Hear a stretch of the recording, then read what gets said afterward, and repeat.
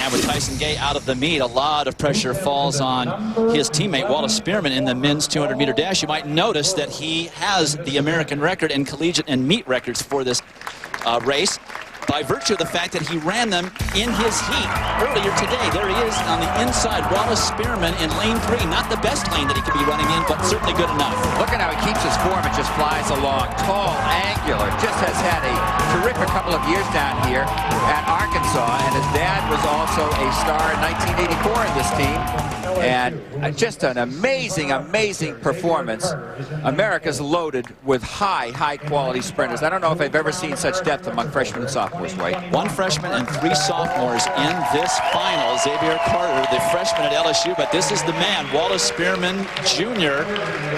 from the University of Arkansas, and he's been hot all season. He won the NCAA Outdoor 200 last year. They need points from him because of Tyson Gay not competing at all due to that injury. He should win. I mean, he's the odds-on favorite. Keep an eye on him. Red and white right there in lane 5. The higher in the bank, I think the more advantage you have by maybe 1/10 of a second at least, it will help you. And he was on the inside. It was amazing what he did from lane 3. I mean, that is not a good lane in 200-meter running. You want to be way up in the bank. The top of the bank that you see there is 5 feet off the ground, so you get a terrific slingshot effect the higher on the turn you are running the 200 meters. It's really an unfair advantage. Only one athlete in history has run faster than Wallace Spearmon did earlier today. Frank Fredericks of Namibia, former world champion and many-time Olympic medalist, has 3 times faster than Spearmon. But all eyes on him for the points right here. That's what it's about. They've got to beat 20:37 for the title. Off cleanly, Wallace Spearmon has 1 man to draw off of on the outside. Not a bad runner, Karan Clement. And look at Spearmon fly. He's already made up the stagger, and he's blowing the field away. And then Dominic Peterson down in Arizona State's giving him all he can handle. But Spearmon lifting in the finishing stretch. He runs 20.09.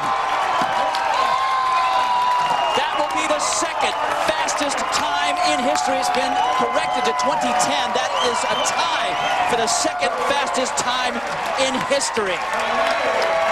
The track that the only 200 meters in history was one faster on is in France in Levin, and it is considered faster than this track with better banking and more gradual turns. This is a sensational performance by this young man who has just turned 20 years of age. And the partisan crowd breaks into a rendition of Wu Pig Sui. Take a look at this from start to finish. He is not a great starter. He gets out and he really gets rolling. That's his characteristic. Look at the backstretch coming off that high turn. And he's already made up the stagger on a tremendous runner to his outside. Look at the movement off the turn. He doesn't lose his form. He holds. Look at the arm action. You youngsters out there have said it before. Powers himself right through the finish. Doesn't even dip. It still runs 20.1 seconds. What a future for Wallace Spearmon. He sprinted over to our Leslie Maxey.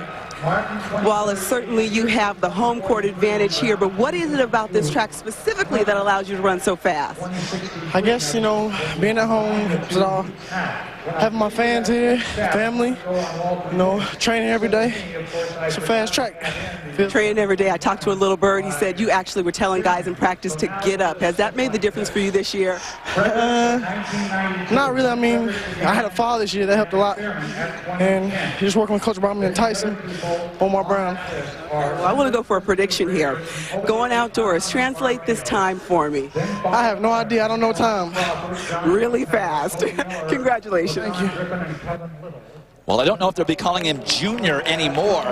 Wallace Spearmon, the sophomore from Arkansas, sets 2 collegiate and American records in an hour and a half, exulting the hometown crowd and overshadowing 2 outstanding performances in 2nd and 3rd place by Walter Dix and Rodney Martin.